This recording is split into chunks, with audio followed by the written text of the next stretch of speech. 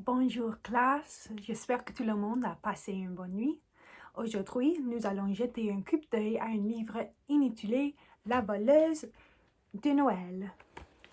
Madame Averoni va lire les premiers chapitres du livre pour vous, mais pendant que je lis, j'aimerais que vous commenciez à faire des prédictions sur ce que vous pensez qu'il va passer tout au long du reste de l'histoire. Quand la lecture est terminée, nous allons faire une activité avec nos prédictions. Alors, maintenant, on va commencer à lire le livre jusqu'au fin du premier chapitre. La voleuse de Noël. Un roman écrit par Anne-Laure Bondo et illustré par Penelope Pianchley. Chapitre 1. La fête de Crépin. Je m'appelle Modestine Chourave et je suis une voleuse.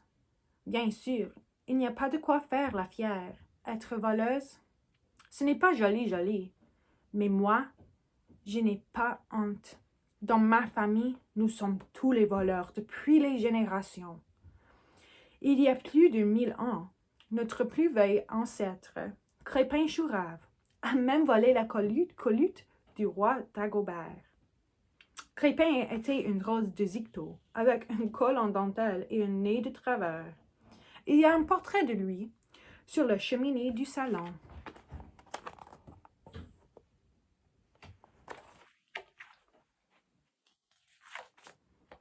Crépin est mort le 24 décembre en glissant sur une plaque de verglas.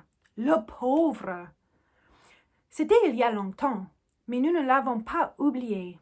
Chaque année, tous les membres de la famille se réunissent chez nous pour lui rendre hommage. La fête de Crépin a donc lieu le 24 décembre au soir.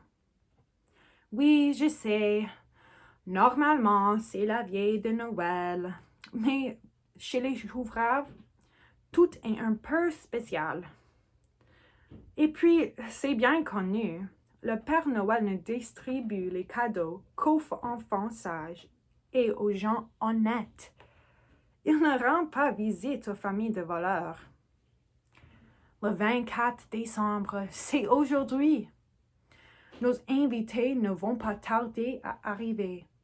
Modestine, sors de ta chambre, s'il te plaît. Maman m'appelle. Elle a sûrement besoin d'une coupe de main pour dresser la table. Quand j'arrive dans le salon, maman est jugée sur une chaise, en train d'accrocher une guirlande de diamants. Pendant ce temps, papa déballe la vaisselle.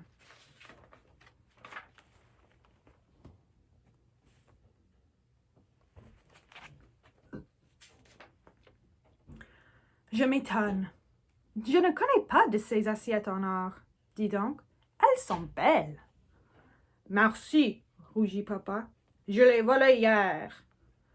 Maman se penche vers moi. S'il te plaît, Modestine, va chercher des verres en cristal. Ce que mon oncle Fabien a barboté au roi d'Espagne? Non, les autres. Ceux de la reine d'Angleterre. Je file à la réserve. C'est là que nous entreposons les merveilles que nous avons volées. Des coiffres forts, les manteaux de fourrure, les bijoux, les sacs en peau de crocodile. Au milieu des bric-à-brac, j'aperçois mes propres trophées. 37 misérables pots de fleurs et 14 minables parapluies. Je soupire. Quand on s'appelle Modestine, on est une voleuse modeste.